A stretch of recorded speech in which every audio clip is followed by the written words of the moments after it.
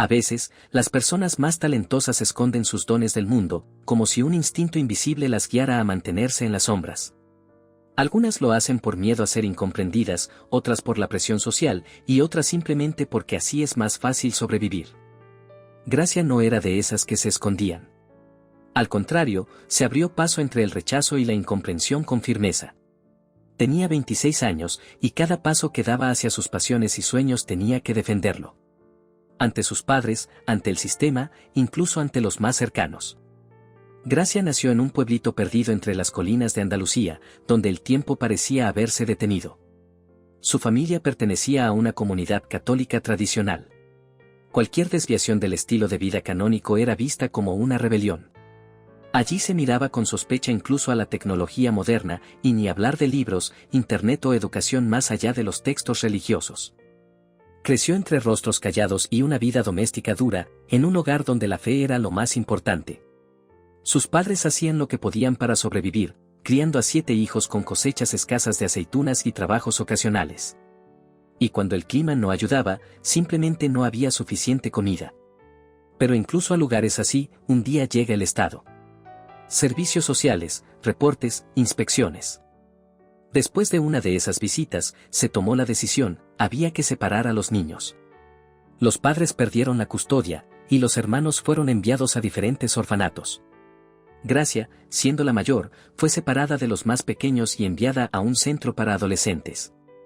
Era uno de esos hogares donde vivían jóvenes mayores de 16 años que ya habían pasado la edad de adopción y solo esperaban cumplir la mayoría de edad, prácticamente sin esperanza de una nueva familia. Los cuidadores eran personas comunes, no iluminados, pero tampoco crueles. Hacían lo que podían, enseñaban, guiaban, explicaban las reglas de la vida real y trataban de dar algo de orientación. La nueva fue catalogada como un caso perdido. Tenía grandes lagunas en conocimientos básicos. Había pasado demasiados años trabajando en el campo. Al principio evitaba a los demás chicos, se mantenía aislada. Pero Gracia sabía leer y escribir. Esas habilidades las había aprendido desde niña. Gracias a ellas pudo sumergirse por completo en los libros y cuadernos. El orfanato tenía una pequeña biblioteca. Todo comenzó con libros infantiles sencillos. Pero en menos de un año, ese pasatiempo se convirtió en una verdadera pasión por los tomos extensos y todo tipo de conocimiento. Los demás chicos del hogar no solían molestar mucho a Gracia, aunque a veces la llamaban pueblerina, ya fuera a sus espaldas o en su cara. Solo Alejandro, uno de los muchachos del orfanato, notó, para su propia sorpresa, que aquella chica de familia tradicional era, en realidad, muy hermosa. Ya más grande, Gracia seguía peinando su espeso cabello castaño en una trenza apretada, igual que en su pueblo. Usaba vestidos sencillos, como los de antes, y su mirada oscura impresionaba a cualquiera, incluso en el pequeño pueblo donde estaba ubicado el orfanato. Alejandro se había ganado el respeto entre los chicos. Era directo, decidido, de hombros anchos, con un porte deportivo y una apariencia típicamente mediterránea. Por eso, los otros dejaron rápidamente de murmurar sobre la recién llegada. Le tenían miedo al posible regaño de su inesperado defensor. Alejandro, por su parte, cada día se sentía más atraído por Gracia y empezó a tratarla con una ternura que no solía mostrar. Le traía flores, chocolates, le ayudaba a cargar su mochila. Para entonces, todos, tanto los chicos como los adultos, sabían que el muchacho estaba perdidamente enamorado. Y por eso comenzaron a aceptar las rarezas de la chica del campo, que, por cierto, se hacían cada vez menos a medida que ella se adaptaba. Mientras tanto, la mente de Gracia florecía. No necesitaba tutores. Con una facilidad asombrosa comprendía temas complejos y pronto empezó a entender cosas que a veces ni los egresados de universidades prestigiosas lograban captar. Los idiomas, en especial, se le daban con una naturalidad impresionante. Aprendía inglés, francés e incluso chino como si hubiera crecido en un entorno multilingüe. Los educadores y profesores del hogar tardaron demasiado en darse cuenta de que Gracia era una verdadera niña prodigio. La revelación llegó cuando uno de los benefactores del orfanato, copropietario de una importante empresa alemana, vino de visita y Gracia le habló sin dificultad en su lengua materna. Lamentablemente, cuando Gracia terminó su estancia en el hogar, no le ofrecieron una beca universitaria. En su lugar, la enviaron a un instituto técnico local, donde comenzó a formarse como técnica en logística de transporte. Ese fue su único título oficial. Por suerte, para ese momento, su relación con Alejandro ya estaba consolidada. Él había estudiado para ser soldador, empezó a trabajar en su oficio y pronto abrió su propio taller de herrería. La pareja dejó atrás el hogar infantil, se mudaron a un viejo edificio que estaba por ser demolido, y esperaban con ansias mudarse a un departamento nuevo. Intentaban construir una vida juntos. Con discusiones, claro, pero con amor verdadero. La diferencia en nivel cultural y de conocimientos nunca fue un obstáculo entre ellos. Alejandro se encargaba de las finanzas, era trabajador, directo y determinado, un verdadero luchador por su familia. Gracia, por su parte, consiguió un empleo de medio tiempo como conserje en una carpintería cerca de su casa. Fuera del trabajo, ayudaba a su esposo con cálculos, documentos, y convirtió su viejo departamento en un espacio acogedor y elegante, digno de cualquier revista de decoración. Pronto llegaron los hijos. Su hijo Miguel y su hija Isabella, con apenas un año de diferencia. Apenas supo de su primer embarazo, Alejandro insistió en casarse legalmente. En ese periodo, Gracia tuvo que dejar su trabajo, ya que no estaba contratada formalmente y no le correspondía subsidio por maternidad. Afortunadamente, Alejandro ganaba lo suficiente para mantener a la familia, y así, durante los siguientes 6 años, Gracia fue ama de casa. Cuando por fin instalaron internet en el viejo edificio, que, por cierto, las autoridades aún no se habían molestado en demoler, Gracia se adaptó rápidamente a la tecnología y al mundo virtual. Pronto logró encontrar a todos sus hermanos, quienes habían sido adoptados o enviados a diferentes partes del país. Algunos incluso la visitaron y compartieron sus propias historias. Y fue precisamente uno de sus hermanos quien le dio la noticia: sus padres ya no estaban. Su padre había muerto en un accidente de tráfico, y su madre, que no vivió mucho después, desapareció en algún lugar de los Pirineos. Su muerte tuvo que ser confirmada judicialmente. Un día ocurrió una desgracia en casa. Alejandro sufrió una grave lesión en la pierna. Su asistente falló un golpe en el yunque y el dueño del taller terminó con una fractura desplazada en la tibia. Como Alejandro trabajaba por su cuenta y ganaba la vida con sus manos, le resultó muy duro quedarse sin empleo. Se desanimó, se encerró en sí mismo. Alejandro, basta de lamentarte, le dijo Gracia con tono firme, como una madre que cuida pero también corrige. Estás en casa, tu pierna está sanando, eso es lo más importante. Y mientras aún nos quedan algunos ahorros, yo volveré a trabajar como conserje. Tú te quedas con los niños. ¡Qué vergüenza!, murmuró él, mirando su café frío sobre la mesa. Tener que ver a mi esposa salir a limpiar oficinas cuando yo estoy aquí. Es como si todo se estuviera desmoronando. Primero que nada, es un trabajo necesario. Alguien tiene que limpiar los pasillos y las oficinas. Segundo, apenas te recuperes, renuncio sin problema. Y tercero, ya estoy cansada de estar encerrada en casa. También quiero aportar algo, aunque sea un poco. Así que no frunzas el ceño. Eres un excelente padre. Vas a poder con Miguel e Isabella. Mientras tanto, yo sacudo el polvo, me activo, y hago un poco de fitness gratuito con escoba y balde.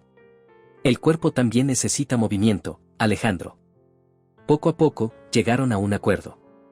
Gracia, satisfecha consigo misma, se dirigió de nuevo a la entrada del lugar donde antes trabajaba, esa misma puerta que había cruzado tantas veces. Pero esta vez todo fue diferente. Antes, las rejas de la carpintería eran una formalidad, y tanto trabajadores como visitantes iban y venían con libertad. Ahora, en cambio, 2 guardias corpulentos le bloquearon el paso. Muestre su pase, gruñó el más mayor y robusto de los guardias, perteneciente a una empresa de seguridad privada. ¿Diego? ¿Eres tú? Gracia lo reconoció con una sonrisa, era uno de los antiguos chicos del orfanato. Él era un año menor que Alejandro. ¿Cuánto has crecido? ¿Y por qué tan serio? Antes uno pasaba sin problema. Gracia, qué gusto. ¿Cómo estás? ¿Y Alejandro? El rostro severo del guardia se iluminó enseguida. ¿Todo bien? Vivimos por aquí cerca, en un edificio viejo. Criamos a los niños. Pero ya te contaré de camino de regreso. ¿Me dejas pasar? Me encantaría, suspiró Diego, pero las cosas han cambiado. Hace año y medio cambiaron los directivos. Ahora todo se maneja desde Madrid. Una pareja, Javier y Carmen González.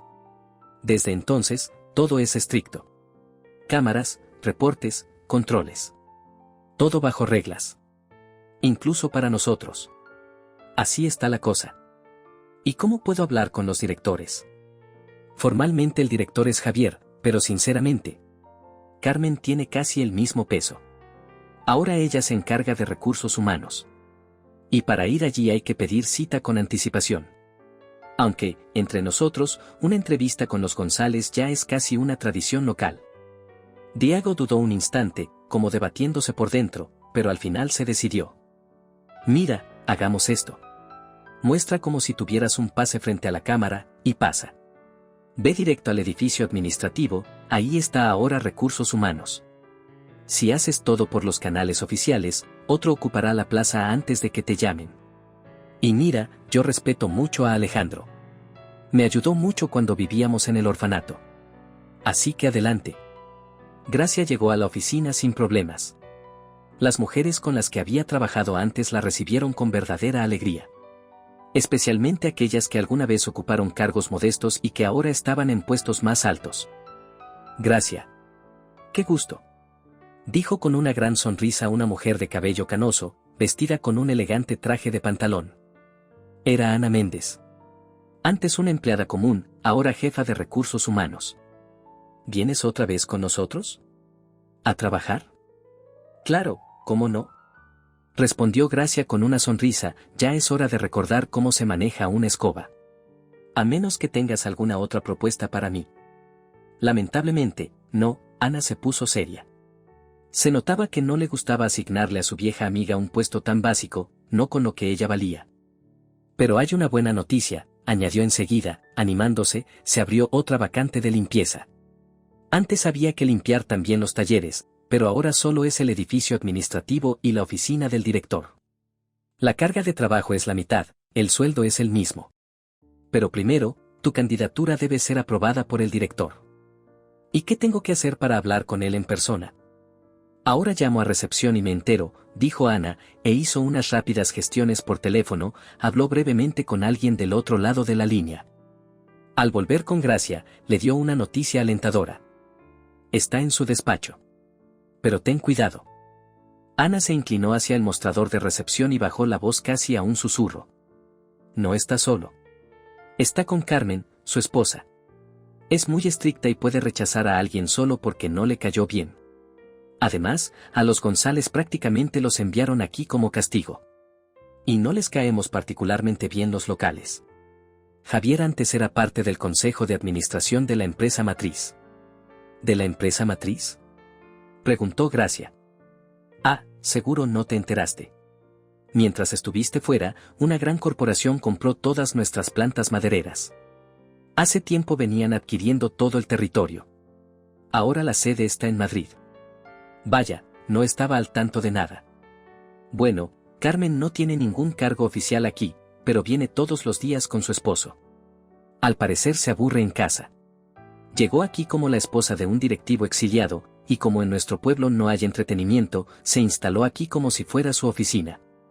Tan segura de sí misma que muchos le temen más a ella que al propio director. En fin, una verdadera figura detrás del trono. Así que procura agradarle a ella. Tranquila, sabré manejarlo, sonrió Gracia. Y te aseguro que verás aún más sorpresas si llegamos a cerrar el nuevo acuerdo con nuestros socios chinos, agregó Ana con una ligera sonrisa. Pero por ahora, no quiero quitarte más tiempo. Después de completar toda la documentación, Gracia regresó a casa para contarle a Alejandro las novedades. Y lo encontró nuevamente en la cocina, exactamente en el mismo estado en que lo había dejado por la mañana. ¿Otra vez así? ¿Sigues triste por lo de la pierna?, preguntó con atención mientras se cambiaba a su bata de casa. No, suspiró Alejandro. Estuve bañando a los niños. Ya están dormidos. Corrieron todo el día bajo el sol y acabaron agotados. Entonces, ¿por qué sigues tan decaído? Yo, por ejemplo, tengo buenas noticias. Volveré a mi antiguo trabajo. Y además, con el mismo sueldo, ahora tendré que limpiar solo la mitad. Sí, está bien, respondió él, interrumpiéndola con cierta brusquedad. Pero ¿sabes? Todo eso son detalles menores. ¿Cómo qué detalles? Me refiero a que, en el fondo, estamos condenando a Miguel e Isabella a la misma vida que tuvimos nosotros. Veo que son niños inteligentes, despiertos, entienden todo al vuelo. Han heredado tu mente. Y tu salud, añadió Gracia con una sonrisa, intentando aliviar el ambiente. Sí, eso también, dijo con orgullo. Pero justamente por eso lo pienso tanto. Nosotros tal vez logremos llegar hasta la vejez aquí, en este pueblito, de alguna forma. Pero ellos, aquí no tienen futuro. No hay desarrollo. Cálmate, Alejandro. Todavía son pequeños. Nuestra tarea es darles educación. Después ellos decidirán hacia dónde ir y qué hacer. Recuerda que nosotros no tuvimos elección, ni apoyo, ni el amor de unos padres que nos respaldaran. Para ellos, adaptarse a una gran ciudad será difícil, especialmente si no están preparados. Lo sé, dijo Gracia con voz suave, sentándose a su lado y abrazándolo. Pero tú eres un buen padre, y yo una buena madre. Hacemos todo lo que está en nuestras manos. Además, no te pongas triste. Tal vez de verdad todo se acomode algún día. ¿Por sí solo? Se burló él, aunque ya con una leve sonrisa. ¿Acaso no merecemos ser felices, como cualquier otra familia? Existen fuerzas superiores en este mundo. Tal vez también nos guíen y nos ayuden. ¡Qué soñadora eres! Sonrió por fin Alejandro. Anda, ve a dormir. Mañana madrugas. ¿O ya olvidaste lo que es eso? Como si alguna vez pudiera olvidarlo, sobre todo con nuestros hijos hiperactivos. Rió Gracia en respuesta. Después de esa conversación, Alejandro comenzó a recuperarse rápidamente. Parecía haber recuperado la fe en que su camino aún no había terminado, y que el cielo no dejaría sin respuesta sus deseos ni sus oraciones. En cuanto pudo ponerse de pie, volvió a su taller con el doble de energía. Gracia, por su parte, regresó a su trabajo. Con la ayuda de Ana, logró inscribir a los niños en una guardería cercana. La empresa donde trabajaba tenía un acuerdo no escrito que otorgaba cupos a los hijos de empleados. Gracias a eso, Gracia podía concentrarse tranquila en sus labores, sabiendo que Miguel e Isabella estaban bien cuidados. Después de su jornada de 8 horas, pasaba por la guardería, hacía algunas compras y regresaba a casa. El tiempo es una cosa curiosa. Cuando uno se aburre, parece que no pasa nunca, pero luego miras atrás y no entiendes cómo semanas se convirtieron en meses, y meses en años. Así fue como pasó exactamente un año desde que Gracia había vuelto a su antiguo empleo. Durante todo ese tiempo, no se quejó ni una sola vez. Para los estándares de su pequeño pueblo, el sueldo era bastante bueno. Los directivos exigían mucho, pero también eran justos. Eso le ayudaba a mantenerse activa, enfocada, y aprovechar cada oportunidad para destacar ante sus superiores. Y oportunidades no le faltaban. Constantemente llegaban visitas importantes desde la sede central. A veces eran especialistas del rubro, otras veces representantes del consejo de administración o grandes accionistas que querían supervisar el avance de los proyectos de inversión. De vez en cuando también llegaban extranjeros. Gracia había escuchado varias veces que en el edificio administrativo habían estado ingleses, italianos e incluso alemanes. En esos días, la planta se limpiaba a fondo y se retiraba al personal no esencial. Solo quedaban los empleados clave, los que trabajaban directamente en la línea de producción. Gracia no pertenecía a ese grupo. Por lo general, un día antes de la visita, dejaba todo impecable y luego se iba a casa por 2 o 3 días. Nadie entendía del todo por qué Carmen, la esposa del jefe, era tan estricta con la limpieza y la remoción de personal durante las visitas importantes. Tal vez temía conversaciones incómodas. O quizás se avergonzaba del equipo tan provinciano. Sea como fuere, cada visita traía buenas noticias. Nuevas inversiones llegaban a la empresa, lo que permitía ampliar el terreno, mover la cerca aún más lejos y comenzar la construcción de una segunda línea de producción. El esperado anuncio de la visita de los socios chinos llegó con anticipación. Gracia lo recibió con especial entusiasmo. Se dedicó con el triple de energía a dejar impecable el edificio administrativo. Sabía que después del encuentro tendría 2 días libres pagados, algo que venía perfecto. Miguel estaba por cumplir años. Y como regalo, su madre había preparado una sorpresa muy especial, una laptop pequeña para que su hijo por fin pudiera acceder al mundo digital. Miguel era muy curioso, y como en el taller de Alejandro los equipos podían dañarse fácilmente, decidieron esconder temporalmente el regalo en el cuartito de limpieza del trabajo de Gracia. Pero la preparación para la visita consumió tanto tiempo y esfuerzo que ella olvidó completamente llevarse el regalo a casa. Se dio cuenta demasiado tarde, a la mañana siguiente, y se reprendió varias veces por su descuido. Incluso intentó hablar directamente con Carmen, para pedirle permiso y así entrar un momento y recuperar el regalo de su hijo. Pero Carmen ni siquiera quiso escucharla. Le prohibió estrictamente presentarse en la planta durante los 2 días del evento y hasta la amenazó con despedirla si desobedecía. No había alternativa. Gracia decidió arriesgarse. Aunque Carmen le había prohibido de forma tajante aparecer en el lugar, ella optó por romper las reglas, solo para no arruinar el cumpleaños de su hijo. Por suerte, en la entrada estaba Diego, quien en el último año había sido ascendido a jefe de turno. En ese momento estaba revisando el libro de registro y supervisando a sus subordinados. Le guiñó el ojo a uno de los guardias y le dio una orden silenciosa para dejar pasar a Gracia, una excepción, en honor al cumpleaños del pequeño. Gracia entró al edificio de oficinas con el mayor sigilo posible. Pero todo ocurrió como en una película. Justo cuando se demoró unos segundos sacando las llaves en el pasillo, se abrieron las puertas dobles y salió de allí toda la comitiva de alto nivel. Gracia quedó justo en su camino. Al ver la expresión de Carmen, entendió de inmediato, si no la despedían, al menos recibiría una fuerte reprimenda. La sorpresa en el rostro de Javier no era menor. Era evidente que las negociaciones ya venían complicadas. Pero uno de los invitados, un chino sonriente, de unos 50 años, vestido con un traje de verano ligero de algodón, decidió mostrar cortesía. Se acercó a Gracia, la saludó y empezó a hablar por teléfono. Bastaron unos segundos de conversación para que Gracia entendiera que había un problema serio. Al parecer, las negociaciones estaban a punto de fracasar porque nadie se había encargado de traer un traductor profesional. La conversación se estaba llevando a cabo a través de un traductor electrónico que, como suele pasar, no estaba a la altura. El significado se perdía, las palabras sonaban torpes y confusas. Lo entiendo, dijo de pronto Gracia en perfecto chino. No usen el traductor. No servirá. Puedo ayudar con la interpretación. El empresario se quedó atónito al principio, pero luego su rostro se iluminó con una sonrisa aún más amplia. ¿En serio?, preguntó en chino. Sang, dijo a su asistente, creo que el cielo nos ha enviado a una traductora. Tráeme el documento con los puntos clave del contrato. Sí, señor, respondió el joven, entregándole a Gracia una hoja con frases en chino y en español mal redactado. Era evidente que ambas partes habían intentado, sin mucho éxito, llegar a un entendimiento básico.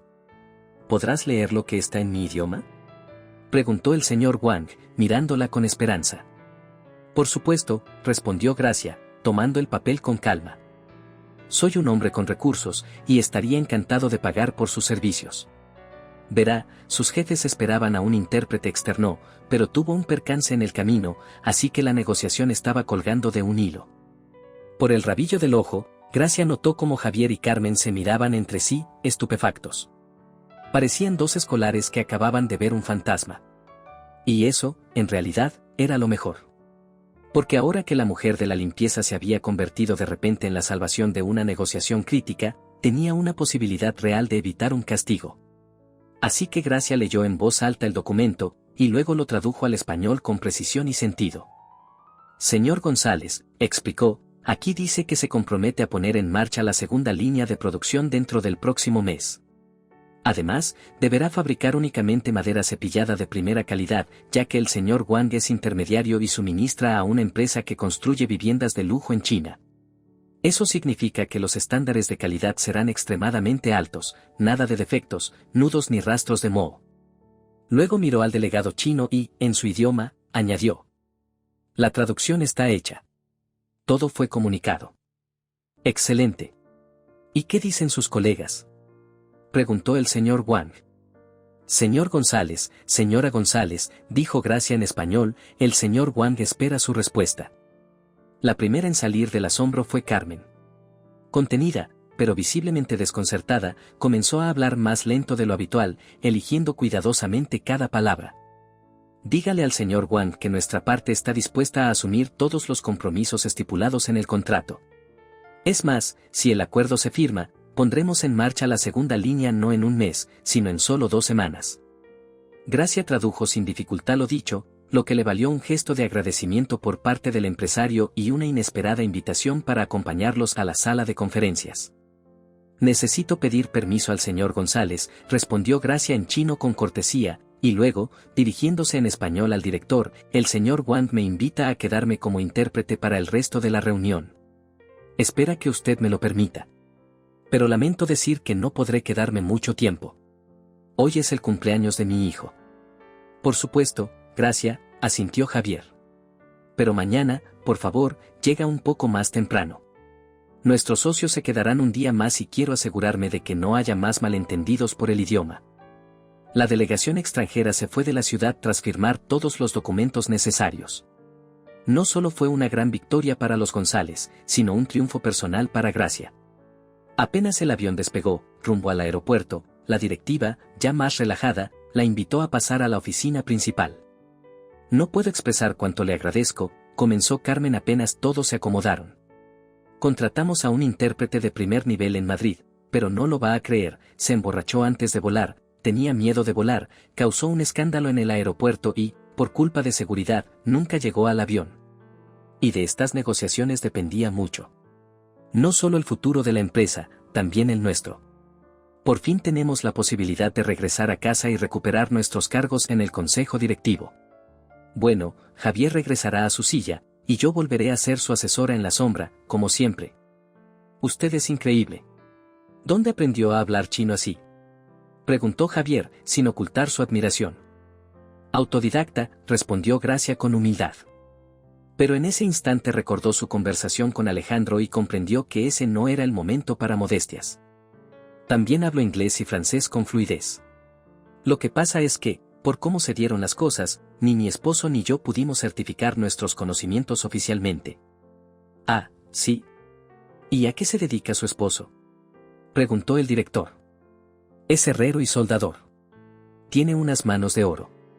Casi una de cada 5 rejas en el barrio más exclusivo de la ciudad las ha hecho él. Carmen y Javier se miraron. Entonces ella dijo en voz alta lo que claramente ambos pensaban. Debo admitir que esta vez mi intuición falló. Pensé que era una mujer común y corriente. Pero usted es una verdadera prodigio. Y al mismo tiempo alguien que no le teme ni al trabajo duro ni a las responsabilidades serias. Iré al grano. Quiero ofrecerle a usted y a su esposo un nuevo empleo. En Madrid. Y no se preocupe por nada. Nosotros nos haremos cargo de todos los gastos de mudanza. Además, los salarios que podemos ofrecerles les permitirán, en 2 o 3 años, comprarse su propia casa en la capital. Tenemos una finca familiar grande cerca de Toledo, y ahí hay una casita de huéspedes muy acogedora. Estará a su disposición el tiempo que necesite. Créame, Gracia, detrás de las máscaras de ejecutivos, Javier y yo somos personas comunes. Honestas, abiertas, confiables. Piénselo hasta mañana. Si aceptan, el traslado sería en 1 o 2 meses, apenas terminemos lo pendiente aquí. Mi respuesta es sí, dijo Gracia sin dudar. Hay que saber tomar las oportunidades cuando se presentan.